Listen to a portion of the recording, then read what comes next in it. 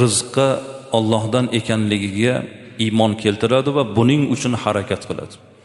Hattoki o'zining suygan payg'ambarlari ham mehnat qildilar, tirikchilik qildilar, rizqni Allohning huzuridan, balki Allohning huzuridan rizqni talab etishga o'zlari mehnat qildilar. Payg'ambarimiz alayhissalom aytadilar: "Innalloha yuhibbul abdal mu'minal muhtarif." Alloh taolo hunarli, mehnatkash mo'minni yaxshi ko'radi. Mo'min odam ilmli bo'lishligi barobarida, saxiy bo'lishligi barobarida, ibodatli bo'lishligi barobarida mehnatkash bo'lish kerak. Mehnatga buyuryapti. Ilmimiz bilan bu ham mehnat, aqliy mehnat. Aynan mehnat deganda faqat jismoniy mehnat nazarda tutilmayapti. Aqliy mehnat jismoniy mehnatdan yuqori turadi. Uni bahosi, unga to'lanadigan haq yuqori turadi. Demak, o'sha mehnatkash mo'minni Alloh yaxshi ko'radi degan hadisdan murod, siz aqliy mehnat qilyapsizmi, jismoniy mehnat qilyapsizmi, uni hammasi o'z ichiga oladi. Musulmon odam mehnatkash bo'lish kerak. O'zining tirikchiligini, o'zini nafaqasini zimmasiga olish kerak. Bola chaqasini, hattoki shunday bir fatavolar bor, bandani nafl ibodat bilan oyoq beli og'rib, charchab, horib qolgan holatidan ko'ra, halol kasbdan charchab, horib qolgan holati Allohga xush yoqadi. Halol kasb bu ibodat. Tirikchilik qilyapsizlar mana hammanglar, bola chaqam, ro'zg'orim deb, bu ibodat azizlar. Payg'ambarimiz alayhissalom bir kuni erta tongda sahobiylar bilan o'tirganlarida bir yigit qaddi qomati kelishgan, tez yurib, shahdam qadamlar ila o'tib ketdi.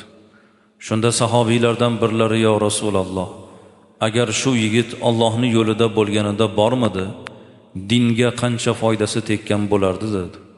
Shunda payg'ambarimiz alayhissalom: "Agar shu yigitning ota-onasi bo'lsa, farzandlari, bola chaqasi ro'zg'ori bo'lsa, bola chaqam ro'zg'orim deb tirikchilikka, halol mehnatga ketayotgan bo'lsa, fa huwa fi sabilillah. Bu Allohning yo'lidagi yigit" dedilar. Allohning yo'lida yurish faqat ilm yo'lida yurish emas. Allohning yo'lida yurish, halol kasbi korda yurish ham Allohning yo'lida yurish akalar. Mana shu yerda o'tirgan hammanglar mehnat qilyapsizlar. Tirikchilik qilyapsizlar. Bitta narsani esdan chiqarmanglar. Agar o'sha mehnatingizda, kasbingizda halol bo'lsangiz, siz Allohning yo'lidagi yigitsiz. Kasbikor qilyapsiz. Bola chaqam ro'zg'orim deb yuribsiz. Bundan ulug' ish yo'q.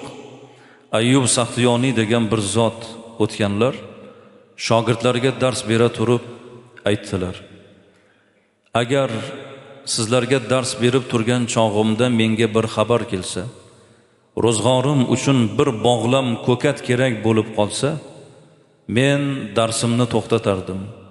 Ro'zg'orim uchun o'sha bir bog'lam ko'katni keltirib, ularga shu ehtiyojini qondirib, qaytib kelib keyin darsimni davom ettirgan bo'lardim" degan ekanlar.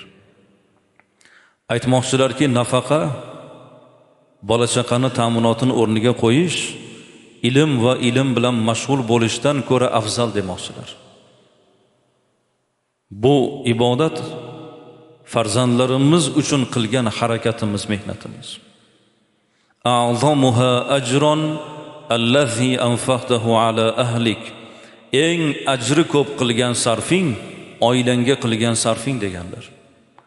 Ro'zg'oringiz, bola chaqangiz, ayolingiz uchun qilgan sarfingiz bu sizni ihsoningiz.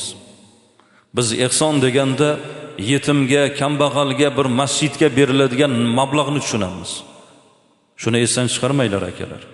Eng zo'r ihson oila uchun, bola chaqa ro'zg'or uchun qilingan sarf xarajat. Ayolingni og'ziga solgan bir luqmangda ham senga ajr bor deganlar payg'ambarimiz alayhissalom. Sizda har bir harakatingiz ibodat, oilangiz uchun qilgan sarfingiz ihson bo'ladi.